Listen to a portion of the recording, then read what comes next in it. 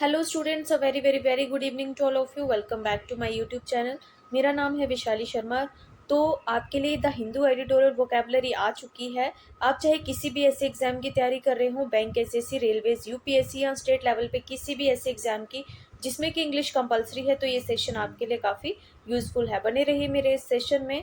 करते हैं हम आज का सेशन शुरू।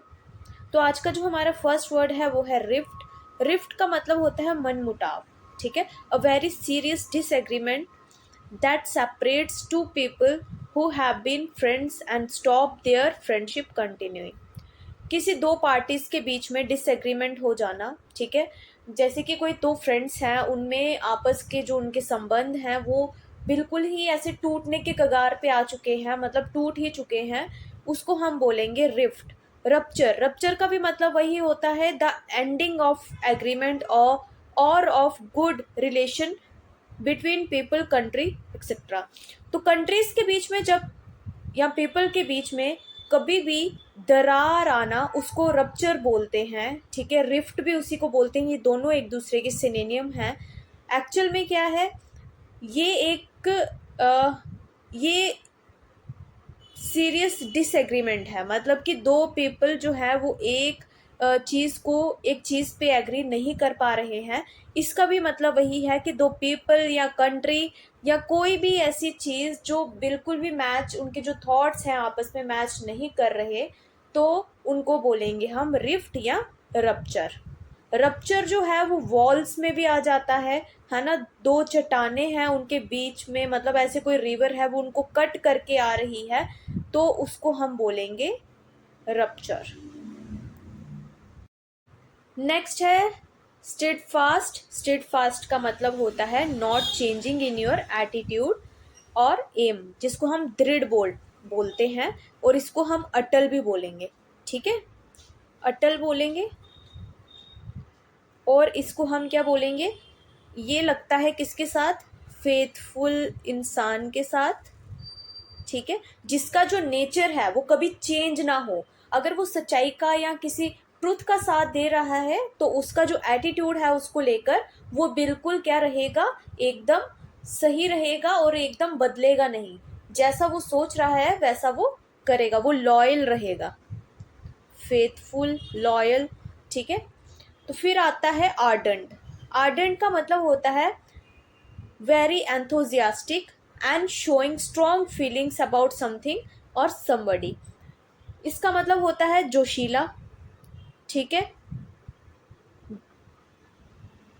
जैसे कि अभी हम एग्जाम की तैयारी कर रहे हैं, तो हमारे अंदर वो एक आर्डेंट, मतलब हम एक जोश में हैं कि हमें अपना बेस्ट देना है, हमें अपना अच्छा करना है। रिजल्ट चाहे जो भी रहे, लेकिन हमें अपने आप का बेस्ट देना है, मतलब हम जोश में हैं।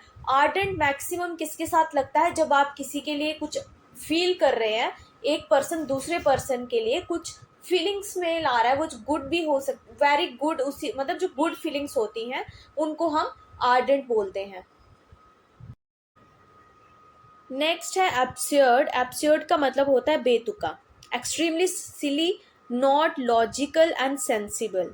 ठीक है, इसका मतलब होता है वो चीज़ प्रैक्टिकल नहीं है, बिल्कुल भी लॉजिकल नहीं है, बेतुकी है, ऐसे ही हवा में तीर मारने वाली चीज़ है, उसको बोलेंगे हम एब्सर्ड।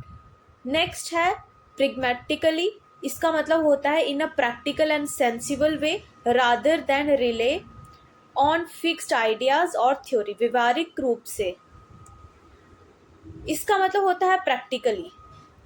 कोई भी चीज़ अगर हम प्रैक्टिकली कर रहे हैं, ठीक है, तो उसको हम बोलेंगे प्रिग्मेटिकली। ये दोनों एक दूसरे के अपोजिट हैं, एब्सर्ड और प्रिग्मेटिकली। नेक्स्ट है आर्टिकुलेट। आर्टिकुलेट का मतलब होता है टू एक्सप्रेस और एक्सप्लेन योर थॉट्स और फीलिंग्स क्लियरली इन वर्ड्स। स्पष्ट रूप से कहना, कोई भी चीज़ बहुत ही सामने एक क्रिस्टल क्लियर कहना, मतलब एकदम साफ साफ कहना, उसको हम बोलेंगे। जो अपनी फीलिंग्स को, अपने थॉट्स को एकदम स्पष्ट रूप से आप किसी के सामने रखते हैं, उसको हम बोलेंगे आर्टिकुलेट। जैसे कि डिबेट, डिबेट में भी हम क्या करते हैं, अपने जो आइडियाज होते हैं उनको हम स्पष्ट रूप से किसी के सामने प्रस्तुत करते हैं। विप्ड अप, फ्रेजल वर्ब्स पे आ जाते हैं। विप्ड अप, एनकरेज और caused people to have strong feeling about something, किसी इंसान को ये फील करवाना कि आप जो सोच रहे हैं उसको एग्जीक्यूट करें, ठीक है, उसको एनकरेज करना, किसी इंसान को, किसी पीपल को, किसी पर्सन को एनकरेज करना, ठीक है, आगे बढ़ने के लिए कि जो तेरी फीलिंग्स हैं किसी चीज़ को लेकर, तुम उसमें जो है वो आगे चीज़ इसमें एक स्टेप उठा सकते हो। शोरिंग अप का मतलब होता है किसी को आगे बढ़ने के लिए मोटिवेट करना, किसी को सपोर्ट करना, helping to support something that is weak और गोइंग टू फेल। कंटिजेंट का ऑन का मतलब होता है depending on something else in future in order to happen, मतलब कि किसी पे डिपेंड रहना कि ऐसा होगा, depend on something else in future in order to happen, कि मतलब कि हम उस पर डिपेंड हैं कि वो चीज़ ऐसी होगी।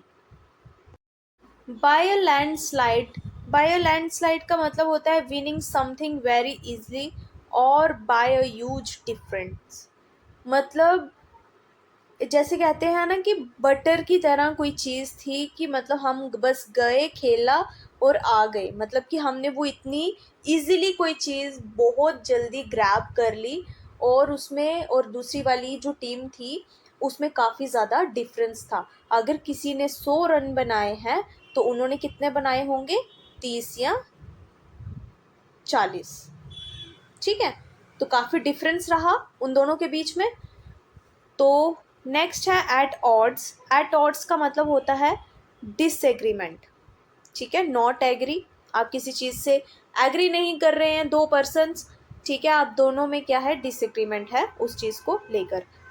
नेक्स्ट है the ball is in one's court, इसका मतलब होता है it is time for somebody to deal with a problem और make a decision because other people have already done as much as they can, मतलब अब जिसकी जो प्रॉब्लम थी वो इंसान खुद ही सॉल्व करेगा, जो दूसरे बंदों ने जितना करना था वो उन्होंने कर दिया, जितना उनसे हो पाता था उन्होंने कर दिया, अब जो हेडेक है, जो एक मेन प्रॉब्लम को जो भी संभालना है वो खुद संभालेगा, वो जिसकी वो प्रॉब्लम है। नेक्स्ट है wrong the death nail, cause the end of something, मतलब किसी चीज़ का अंत, किसी चीज़ का अंत होना उसको हम बोलेंगे wrong the death nail. I hope आपको आज के ये सारे वर्ड्स इनके साथ में ये फ्रेजेस भी अच्छे से समझ आए होंगे। तो do subscribe to my channel, share करें, कमेंट करें, सब्सक्राइब करें, लाइक करें। तो मिलते हैं कल के सेशन में। Goodbye, take care, god bless you.